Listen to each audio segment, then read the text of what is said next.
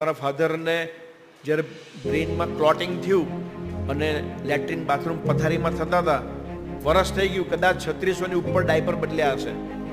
પણ જ્યારે ગુરુહરિ હરિધામમાં હતા અને ભરૂચના 10-15 છોકરા રોજ જતા હતા, એમ એક દિવસ અમારા ભાઈ લઈ ગયા એમને, અને ગુરુહરિ પ્રબોધ સ્વામીજી એમને મળ્યા કે અમે ભરૂચ આવતા હતા અને ગોરધન બાપુ હતા અને 3 માળના દાદરા ચડીને પાણી ટાંકી ચેક કરતા હતા.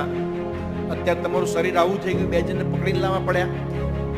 તો કે હવે તો સ્વામી મારા બી 82 વર્ષ થયા અને તબિયત સારી રહેતી નથી, ઘરે જમવા પધારજો. ત્યારે ગુરુહરિએ કીધું, ભેટ્યા પહેલા તો, અને કહ્યું કે શરીર સારું કરી દો, અમે આવીશું, પ્રાર્થના કરીશું અમે. એ જે દિવસે ભેટ્યા ને તે દિવસથી આજ દિન સુધીમાં 2.5 વર્ષ થયા, એક પણ ડાયપર બગડ્યું નથી.